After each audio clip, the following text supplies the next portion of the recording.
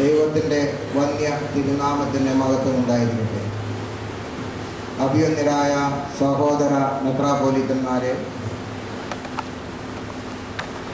വന്യരായ റംബാച്ചന്മാരെ, ബഹുമാനപ്പെട്ട കോറപ്പിസ്കോപ്പമാരെ, വൈദിക ശ്രേഷ്ഠരെ, ഷമ്മാസന്മാരെ, വൈദിക വിദ്യാർത്ഥികളെ, ബഹുമാനപ്പെട്ട സിസ്റ്റേഴ്സ്, സഹോദരീ സഹോദരങ്ങളെ,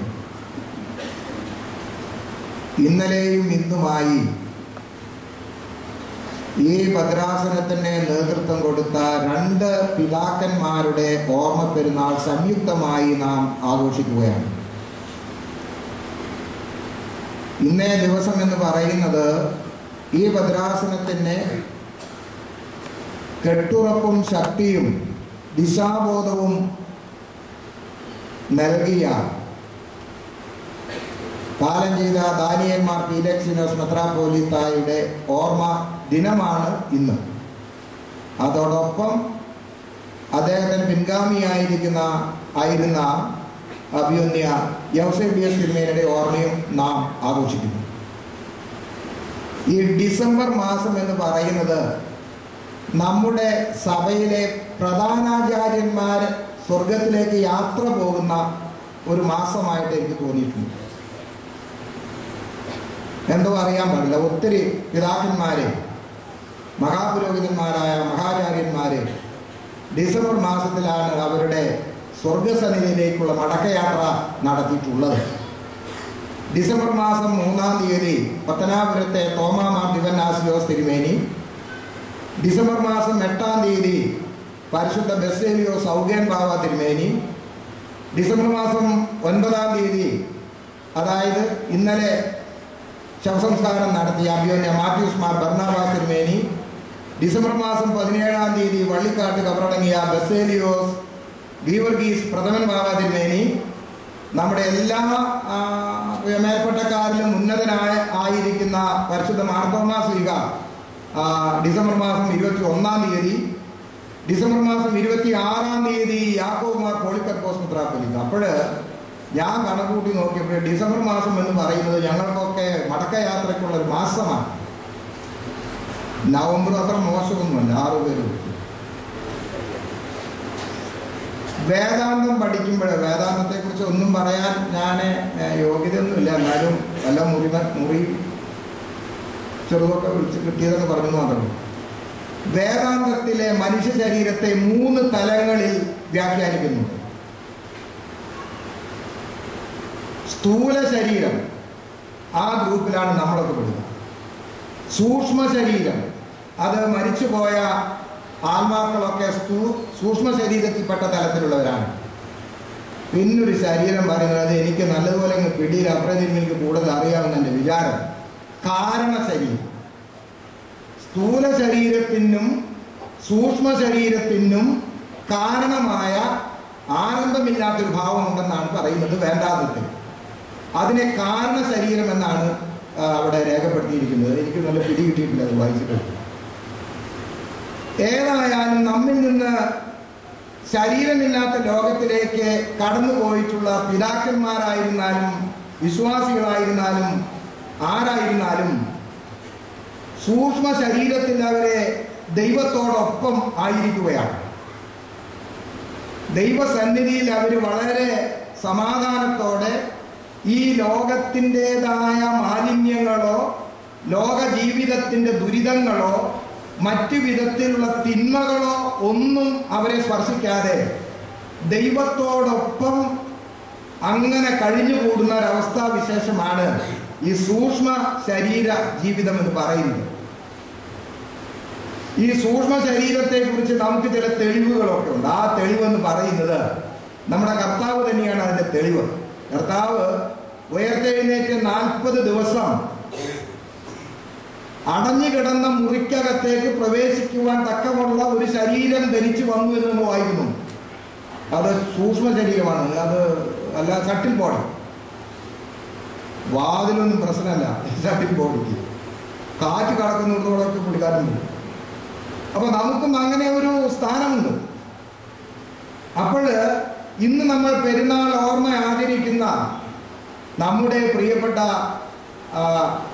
ദാനിയേൽ മാർ പീലക്സിനോസ് തിരുമേനിയും യൗസേബിയസ് തിരുമേനിയും ഒക്കെ ഈ വാതിലെ പൂട്ടിയിട്ടാൽ പോലും ആവശ്യമെങ്കിൽ ഇതിൻ്റെ അകത്തേക്ക് കടന്നു വരുവാനുള്ള സൗകര്യമുള്ളവരാണ്, കഴിവുള്ളവരാണ്. തീർച്ചയായും അവരുടെ പെരുന്നാൾ ആചരിക്കുമ്പോൾ അവർ വരാതിരിക്കുകയില്ല എന്ന് തന്നെയാണ് എൻ്റെ വിചാരം. കർത്താവായ യേശു മിശിഹായ്ക്ക് അടച്ചു പൂട്ടപ്പെട്ട മുറിക്കകത്തേക്ക് വാതിലിൻ്റെ ഉള്ളിൽ കൂടെ കാറ്റ് കടക്കാൻ മാത്രം പഴുതുള്ള മുറിക്കകത്തേക്ക് വരാൻ കഴിഞ്ഞുവെങ്കിൽ തീർച്ചയായും ഞാനിവിടെ കാണുന്നു കാലം ചെയ്ത ദാനിയേൽ മാർ പീലക്സിനോസ് തിരുമേനിയും യൗസേബിയസ് തിരുമേനിയും പുത്തൻകാവിലെ തിരുമേനിയും കോനാട്ട് കുടുംബത്തിലെ യൂരിയോസ് തിരുമേനിയും ഒക്കെ ഇവിടെ ഉണ്ട്. കാരണം അവർക്ക് ഈ പെരുന്നാളൊന്ന് കാണണം. നിങ്ങൾ എങ്ങനെയാണ് ഇത് ആചരിക്കുന്നത്? അതോ ഞങ്ങളെ മറന്നോ? നിങ്ങൾ വലുതൊക്കെ ഞങ്ങളെക്കുറിച്ച് വല്ലതും പറയൂ? അതോ നിങ്ങളുടെ കാലവും ഞങ്ങളുടെ കാലവും തമ്മിലൊക്കെ ഒന്ന് കമ്പയർ ചെയ്ത് നോക്കിയാൽ കൊള്ളാമെന്ന് വിചാരിച്ചുകൊണ്ട് ആ പിതാക്കന്മാരുടെ സാന്നിധ്യം ഇവിടെ ഉണ്ട് എന്ന് പറയുന്നത് വേദപുസ്തക പ്രകാരവും വേദാന്ത പ്രകാരവും അത് അന്വർത്ഥമാണ്. 1876 മലങ്കര സഭ 7 ഭദ്രാസനങ്ങളായിട്ട് വിഭജിക്കപ്പെടുന്നത്. പരിശുദ്ധ പത്രോസ് പാത്രിയർക്കീസ് ബാവ തിരുമേനി ഇവിടെ വന്ന് 6 മെത്രാപ്പോലീത്തന്മാരെ വാഴിക്കുകയും 7 ഭദ്രാസനം പ്രഖ്യാപിക്കുകയും ചെയ്തു. അതിൽ അതിശക്തമായ ഒരു ഭദ്രാസനമാണ് തുമ്പമൺ ഭദ്രാസനം. കൊച്ചി, കണ്ടനാട്, അങ്കമാലി, തുമ്പമൺ, കൊല്ലം, കോട്ടയം, അങ്ങനെ ഭദ്രാസനം 7. അതിൽ ശക്തമായ ഭദ്രാസനം തുമ്പമൺ ഭദ്രാസനത്തിന്റെ പ്രഥമ മെത്രാപ്പോലീത്ത കോനാട്ട് ഗീവർഗീസ് മാർ യൂലിയോസ് തിരുമേനി, അടുത്ത മെത്രാപ്പോലീത്ത പരിശുദ്ധ പരിമല തിരുമേനി, അടുത്ത മെത്രാപ്പോലീത്ത പുലിക്കോട്ട് ജോസഫ് മാർ ദിവന്നാസിയോസ് നഗര മെത്രാപ്പോലീത്ത, അടുത്ത മെത്രാപ്പോലീത്ത വട്ടശ്ശേരി തിരുമേനി, അതിനിടയ്ക്ക് ഔഗ്യന്മാർ തീമത്തിയോസ് തിരുമേനി ഇവിടെ വരുന്നുണ്ട്, അതിനിടയ്ക്ക് യുയാക്കീമാർ ഇവാനിയോസ് തിരുമേനി ഇവിടെ വരുന്നുണ്ട് ഈ സ്ഥാനത്ത്, ഭരണസ്ഥലത്ത്. അതിനുശേഷം ഇതാ പരിശുദ്ധ ഗീവർഗീസ് ദിയംബാവ തിരുമേനി, അതിനുശേഷം ഇതാ വരുന്ന പുത്തൻകാവിലെ കൊച്ചി തിരുമേനി പീലക്സിനോസ് തിരുമേനി, അതിനുശേഷം വരുന്ന പിതാവാണ് ദാനിയേൽ മാർ പീലക്സിനോസ് തിരുമേനി. 1953 ദാനിയേൽ മാർ പീലക്സിനോസ് തിരുമേനി മെത്രാപ്പോലീത്ത സ്ഥാനം ഏൽക്കുന്നത് എന്ന് നമുക്ക് നല്ലപോലെ അറിയാം. എൻ്റെ അറിവ് ശരിയാണെങ്കിൽ MD സെമിനാരിയിൽ വെച്ച് 5 മെത്രാപ്പോലീത്തന്മാരെ മലങ്കര സഭ വാഴിക്കുന്നുണ്ട്. അതിൽപ്പെട്ട ഒരു പിതാവാണ് ദാനിയേൽ മാർ പീലക്സിനോസ് തിരുമേനി. ചൊറുചൊറുക്കുള്ള ചെറുപ്പക്കാരൻ. തുമ്പമൺ ഭദ്രാസനത്തിന്റെ സാരഥിയായി ഭരണമേറ്റ് ഈ ഭദ്രാസനത്തിന് അടിത്തറ നല്ലതുപോലെ ഉറപ്പിക്കത്തക്കവണ്ണമുള്ള കരുത്തും കഴിവും അറിവുമുള്ള പിതാവ്. സഭയുടെ ദിശാബോധം നഷ്ടപ്പെട്ടു പോകാതെ സഭയെ നയിക്കുവാൻ തക്കവണ്ണമുള്ള വഴികാട്ടി. ഇതൊക്കെ ആ കാലഘട്ടത്തെക്കുറിച്ച് അറിയാവുന്നവർക്കും അതുപോലെ തന്നെ ചരിത്രം വായിച്ചിട്ടുള്ളവർക്കും നിഷേധിക്കാനാകാത്ത ചില ചിന്തകളാണെന്നാണ് എൻ്റെ വിചാരം. എങ്ങനെയെങ്കിലും ഭദ്രാസനം കൊണ്ടു നടന്നാൽ പോരാ എന്ന് കൃത്യമായി ബോധ്യമുള്ള ദാനിയേൽ മാർ പീലക്സിനോസ് തിരുമേനി, പരിശുദ്ധ ഗീവർഗീസ് ദിദിയൻ ബാവ തിരുമേനിയുടെ വളരെ വളരെ വളരെ മനസ്സ് അറിഞ്ഞ് മുന്നോട്ട് സഭയെ നയിച്ച ഒരു പിതാവ് ദാനിയേൽ മാർ പീലക്സിനോസ്. അദ്ദേഹത്തിൻ്റെ ജീവചരിത്രത്തെക്കുറിച്ച് പറയുമ്പോൾ അദ്ദേഹം വലിയ ഫുട്ബോൾ കളിക്കാരനായിരുന്നു. അവരാണ് എൻ്റെ കൈകൊണ്ട് പോലും ഫുട്ബോൾ തൊട്ടിട്ടുണ്ടോ എന്ന് എനിക്കറിയാൻ പറ്റും, ഉണ്ടാകാൻ വഴിയില്ല. ഞാൻ പറഞ്ഞത് ഈ ഭദ്രാസനത്തിൻ്റെ അടിസ്ഥാനം, അടിത്തറ, എങ്ങനെയാണ് ഒരു ഭദ്രാസനം മുന്നോട്ട് പോകേണ്ടത് എന്ന് നല്ലതുപോലെ വ്യക്തമായ കാഴ്ചപ്പാടോടെ ഈ ഭദ്രാസനത്തെ നയിച്ച ഒരു പിതാവ്. ഏട്ടക്കാലത്ത് കുന്നംകുളം ഭദ്രാസനം ഈ തിരുമേനിയുടെ കീഴിൽ കുറേ നാൾ ആയിട്ടുണ്ട്. കാരണം പൗലൂസ് മാർ സേവേറിയോസ് തിരുമേനി കുന്നംകുളം ഭദ്രാസനത്തിന്റെ കുന്നംകുളം മേഖലയുള്ള കൊച്ചി ഭദ്രാസനത്തിന്റെ ചുമതല ഏൽക്കുന്നതിന് മുൻപ് ദാനിയേൽ മാർ പീലക്സിനോസ് തിരുമേനിയാണ് കുന്നംകുളം മേഖലയുടെ മെത്രാപ്പൊലീത്തയായിട്ട് അന്ന് സഭ പ്രഖ്യാപിച്ചത്.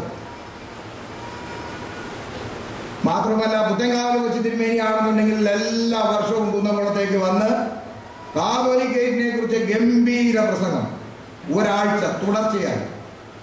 ഞാൻ തിരുമേനിയെ കണ്ടതൊരു മങ്ങലുള്ള ഓർമ്മ മാത്രമേ ഉള്ളൂ, ശരിക്ക് മുഖമൊന്നും കണ്ടിട്ടില്ല. എന്നാൽ ഏതാണ്ടൊരു മങ്ങലുണ്ട് താനും. 4-5 വയസ്സ് മാത്രമേ എനിക്ക് പ്രായം കാണുള്ളൂ. പ്രിയപ്പെട്ടവരെ, ദാനിയേൽ പീലേസ് തിരുമേനി, ആ പിതാവ് ഈ 1953 മുതൽ 1990 വരെ 37 വർഷക്കാലം ഈ ഭദ്രാസനത്തിന് ഊടും പാവും നൽകിക്കൊണ്ട്, അടിത്തറ ഇട്ടുകൊണ്ട്, അതായത് ഇതിനെ ഒരുമിപ്പിച്ച് നല്ല മലങ്കര ഓർത്തഡോക്സ് സഭയുടെ ഒരു വലിയ ഉരുക്കുകോട്ട എന്ന് വിളിക്കപ്പെടാവുന്ന വിധത്തില് മുന്നോട്ട് നയിച്ചു എന്നുള്ളത് വസ്തുതയാണ്. മലങ്കര സഭയിൽ വൈദികർക്ക് ഒരു ശമ്പള ഏകീകരണം എന്ന ആശയം ആദ്യം നടപ്പിൽ വരുത്തിയത് ഈ തുമ്പമൺ ഭദ്രാസനമാണ്. ഒരു ഡയറക്ടറി ഭദ്രാസനത്തിന്റെ വൈദികരുടെയും ദേവാലയങ്ങളുടെയും ഒരു സ്ഥിതിവിവര കണക്കുകൾ ഉള്ള ഒരു ഡയറക്ടറി ഇറക്കിയത് ഞാൻ ഓർക്കുന്നു. ഞാൻ തിരുമേനി ആദ്യം കാണുന്നത് തൃശ്ശൂരെ സെന്റ് തോമസ് കോളേജിൽ വെച്ചും ചെമ്പൂക്കാവ് സെന്റ് തോമസ് പള്ളിയിൽ വെച്ചുമാണ്. തിരുമേനിയുടെ കൂടെ ഒരു പേട്ട് ചെറുക്കനായിട്ട് നിന്ന് ഫോട്ടോ എടുത്ത ഫോട്ടോ എൻ്റെ ആൽബത്തിലുണ്ട്. MGOCS-ന്റെ പ്രസിഡന്റായിരുന്നു തിരുമേനി. വിദ്യാർത്ഥികളെ സംബന്ധിച്ചിടത്തോളം തിരുമേനി ഒരു ആവേശമാണ്. അവസാനത്തെ ദിവസം MGOCS-ന്റെ അവസാന ദിവസം പിരിഞ്ഞു പോകുമ്പോൾ തിരുമേനിയും കരയും, ഞങ്ങളും കരയും. അതൊന്നും ഞങ്ങളുടെ മനസ്സിൽ നിന്ന് വിട്ടുപോയിട്ടില്ല. അത്രമാത്രം കുട്ടികളോട് അനുഭാവപ്പെട്ട്, കുട്ടികളെ സ്വന്തം മക്കൾ എന്ന നിലയിൽ കരുതിക്കൊണ്ട് എൻ്റെ കൂടെയൊക്കെ നിന്ന് ഞാനൊക്കെ തിരുമേൻ്റെ അടുത്ത് നിന്ന് ഒരു ഫോട്ടോ എടുക്കാൻ ഒത്തു എന്ന് പറഞ്ഞാൽ അതൊക്കെ ആ കാലഘട്ടത്തിലെ ഒരു നിധി കിട്ടിയതിനേക്കാളും വലിയ ഒരു നേട്ടമായിട്ട് കാണുന്ന കാലം. ഇപ്പോഴാണെങ്കിൽ ചവറ് പോലെ എല്ലാവരും ഫോട്ടോ തന്നെ ഫോട്ടോ, ഒരു പഞ്ഞവും. MGOCS-ന്റെ അവസാനത്തെ ദിവസം അത് പിരിഞ്ഞു പോകുമ്പോൾ തിരുമേനി കരയും, തിരുമേനിയുടെ ഒപ്പം ഉണ്ടായിരുന്ന വിദ്യാർത്ഥികൾ കരയും. എല്ലാവരും കണ്ണൊക്കെ തുടച്ചാൽ പോകുന്നു. അന്ന് ആണും പെണ്ണും ഒരുമിച്ചൊന്നല്ല കേട്ടോ, ഞങ്ങളൊക്കെ വേറെ വേറെ. ചെറിയ കാലം മുമ്പല്ലേ, അത് കുഴപ്പമില്ല. ഇപ്പം ആണും പെണ്ണും ഒരുമിച്ച് ആകാൻ പോകുന്നു. പ്രിയമുള്ളവരെ, ഈ ഭദ്രാസനത്തിൽ നിന്നാണ് ആദ്യമായിട്ട് എൻ്റെ ഓർമ്മയിലുള്ള കാര്യമാണ് ഞാൻ പറയുന്നത്. ദാനിയേൽ പീലേസ് തിരുമേനി വൈദികരും അവൈദികരും ഒക്കെ ആയിട്ടുള്ള ഒരു തീർത്ഥാടനം നടത്തിയിരുന്നു മലങ്കരയിൽ മുഴുവൻ. ആ തീർത്ഥാടനത്തിന് ശേഷമാണ് തൃശ്ശൂർ ആസ്ഥാനമാക്കിയുള്ള ഞങ്ങളൊരു തീർത്ഥാടനത്തിന് ധൈര്യപ്പെട്ടത്. അത് കഴിഞ്ഞ് പുത്തൻകുരിശ് ഇന്നത്തെ ശ്രേഷ്ഠഭാവയുടെ പള്ളിയിൽ പോയി കപ്പയും മീനും ഒക്കെ വയറ് നിറച്ച് കഴിച്ചതും ഞങ്ങൾ ഓർക്കുന്നുണ്ട്. അതിന് പ്രചോദനമുണ്ടായത് ഇവിടെ നിന്നുള്ള നിങ്ങളുടെ ദാനിയേൽ പീലേസ് തിരുമേനി ഒരു ബസ്സിൽ കയറി, ബസ്സിൽ വൈദികരോടും അതുപോലത്തെയുള്ള ഏതാനും വിശ്വാസികളോടും കൂടെ ആ ബസ് യാത്ര ചെയ്തുകൊണ്ട് ഒരു എനിക്ക് തോന്നുന്നത് 60കളിലാണ് ഒരു തീർത്ഥയാത്ര പോയി എല്ലാ പള്ളികളിലും. അത് കഴിഞ്ഞപ്പോൾ ഞങ്ങൾക്ക് തോന്നി ഇത് നമുക്ക് വാങ്ങാം. ഞങ്ങളുടെ കൂടെ തിരുമേനിമാരൊന്നും ഇല്ലായിരുന്നു, അച്ഛന്മാരും ഉണ്ടായിരുന്നുള്ളൂ. എന്നാലും ഞങ്ങൾ ഈ പണി ഒപ്പിച്ചു. പ്രിയമുള്ളവരെ, ഒത്തിരി അടിസ്ഥാനപരമായ സംഘടനകൾ ശക്തമാക്കുക. സൺഡേ സ്കൂളിൻ്റെ തിരുമേനി ആണ് ഒരു വേദാധ്യാപകൻ എന്ന് പറഞ്ഞൊരു പുസ്തകം പ്രിന്റ് ചെയ്തിട്ടുള്ളത്. അത് ഡേവിഡ് അച്ഛൻ്റെ ഈ പഴയ നിയമത്തിൽ നിന്നൊരു ഗംഭീര ഒരു പുസ്തകം തിരുമേനി എഴുതി. അതൊക്കെ ആ കാലത്ത് വായിക്കൊണ്ട് ഞാൻ തന്നെ ഒന്ന് ഓർമ്മയിരുന്നു. പ്രിയമുള്ളവരെ, ഒരു ഇടവക, ഒരു ഭദ്രാസനം മുന്നോട്ട് നയിക്കുന്നത് എങ്ങനെയെന്ന് വളരെ കൃത്യമായിട്ട് അറിയാം. മാത്രവുമല്ല, എന്റേത് എന്നുള്ള വാക്കിനേക്കാൾ സഭയുടേത് എന്നുള്ള വാക്കിന് തിരുമേനിക്ക് ഏറെ പ്രാധാന്യം കൊടുത്തിരുന്നു എന്നാണ് എൻ്റെ വിചാരം. കാരണം കാതോലിക്കേറ്റ് എന്ന പേരിലാണ് തിരുമേനി ആദ്യം സ്കൂൾ തുറന്നത് ഇവിടെ. ആ സ്കൂളിലാണ് പിന്നീട് കാതോലിക്കേറ്റ് കോളേജായിട്ട് വരുന്നത്. കാതോലിക്കേറ്റ് എന്നുള്ള പേരിൽ സ്കൂളും ഒന്നും ആരും പറഞ്ഞിട്ടൊന്നുമില്ല. ഇതാ പേര് സ്കൂളുമില്ല, കോളേജുമില്ല, സ്ഥാപനമില്ല, ഒന്നുമില്ല. ആരാ പറഞ്ഞിരിക്കുന്നത്? എണ്ണി നോക്കിക്കേ. പുത്തൻകാല തിരുമേനി ആ ചുവട് പിടിച്ചാൽ മുന്നോട്ട് പോയിരിക്കുന്നത്. എല്ലാം കാതോലിക്കൈറ്റിന്റെ കീഴിൽ, എല്ലാം ഒരു സഭയുടെ കീഴിൽ, എല്ലാം പൊതുവിന്റെ കീഴിൽ. അങ്ങനെ കുറേ നല്ല ഓർമ്മകളുടെ, നല്ല നല്ല ആശയങ്ങളുടെ വക്താക്കളാണ്. അത് പുത്തൻകാവിൽ തിരുമേനി ആയിരുന്നാലും ഈ ദാനിയേൽ മാർ പീറ്റേഴ്സൺ തിരുമേനിയും ഒക്കെ ഈ കാര്യത്തിൽ ഏറെ നമ്മളെക്കാളും ഒക്കെ ശുഷ്കാന്തിയോടെ, തീഷ്ണതയോടെ ഈ സഭയുടെ മേൽവിലാസവും അന്തസ്സും ഉയർത്തിപ്പിടിക്കാവുന്ന വിധത്തിൽ ഒത്തിരി കാര്യങ്ങൾ ചെയ്തു കൂട്ടിയിട്ടുണ്ടെന്നാണ് എൻ്റെ വിചാരം. പ്രിയമുള്ളവരെ, ഞാൻ ദീർഘമായിട്ട് പ്രസംഗിക്കുന്നില്ല. 15 മിനിറ്റായി, അതെന്നെ കൂടുതൽ. ആ വന്യപിതാവിൻ്റെ 37 വർഷക്കാലം ആ വന്യപിതാവ് നമ്മെ നയിച്ചു. ഇപ്പോഴ് 90 എത്രയായി? 22 കൊല്ലം, 22ാമത്തെ ഓർമ്മ പെരുന്നാൾ നടത്തുകയാണ്. ഈ പിതാക്കന്മാരിലൊക്കെ ചിന്തകൾ, ആശയങ്ങൾ സ്വാംശീകരിച്ച് വർത്തമാന കാലഘട്ടത്തിൽ നമുക്ക് ഒത്തിരി കാര്യങ്ങൾ, എല്ലാമെന്ന് ഞാൻ പറയുന്നില്ലെങ്കിലും കുറേ ആശയങ്ങൾ നമുക്ക് സ്വാംശീകരിക്കുവാനുണ്ട് എന്നാണ് എൻ്റെ വിചാരം. എല്ലാ പിതാക്കന്മാരുടെയും ഇങ്ങനെയുള്ള സഭയെ ഊട്ടിയുറപ്പിക്കാൻ തക്കവണ്ണമുള്ള നല്ല നല്ല ചിന്തകൾ, നല്ല നല്ല ആശയങ്ങൾ ഒരുമിച്ച് ചേർക്കുമ്പോൾ സഭയ്ക്ക് ഒരു പൂർണ്ണതയുടെ നിലവാരമുണ്ടാകും. ഇപ്പോഴേ ഇന്ന് നമ്മെ സമൂഹത്തിലൊന്നും അത്രയും വേണ്ടതുപോലെ വരില്ല. അപ്പൊ നമ്മൾ സർക്കാരിൻ്റെ അടുത്ത് തന്നെ എന്തെങ്കിലും പറഞ്ഞു നോക്കിയേ, പോ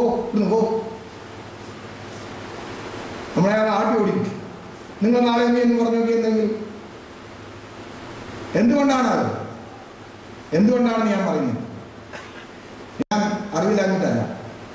പ്രിയമുള്ളവരെ, ഈ സഭയുടെ അസ്തിത്വത്തെ അരക്കിട്ടുറപ്പിച്ച് ഈ സമുദായത്തിൻ്റെ സ്ഥാനവും മാനവും നഷ്ടപ്പെടാതെ കാത്തു സൂക്ഷിക്കുവാൻ ഉത്തരവാദിത്വം നമുക്കുണ്ട്. വ്യക്തിയുടെ സ്ഥാനമല്ല നമുക്ക് വേണ്ടത്, വ്യക്തി എവിടെയും പോകണം.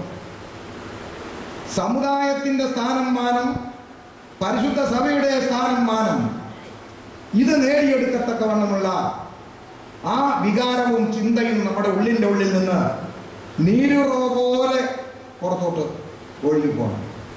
എങ്കിൽ മാത്രമേ നമുക്ക് മലങ്കര ഓർത്തഡോക്സ് സുറിയാനി സഭയുടെ ആ പൗരാണികത്വവും എല്ലാവിധത്തിലുള്ള അതിൻ്റെ യശസ്സും നിലനിർത്തുവാനായിട്ട് സാധിക്കുകയുള്ളൂ. ഞാൻ എൻ്റെ വാക്കുകൾ ചുരുക്കട്ടെ. ദാനം ചെയ്ത ദാനിയേൽ മാർ പീലക്സിനോസ്, ഫിലിപ്പോസ് മാർ ജോസേബിയോസ് മെത്രാപ്പോലീത്ത, ആ പിതാക്കന്മാരുടെ പ്രാർത്ഥന നമ്മോടൊപ്പമുണ്ട്, നമ്മെ നയിക്കും. അത് നമുക്ക് വലിയൊരു കരുത്താണ്, ഒരു ശക്തിയാണ്. അതിനിടയാകട്ടെ എന്ന് പ്രാർത്ഥിച്ചുകൊണ്ട് ഞാൻ എൻ്റെ വാക്കുകൾ ചുരുക്കുന്നു. ദൈവമായ കർത്താവ് നമ്മളെ വാഴ്ത്തി അനുഗ്രഹിക്കും.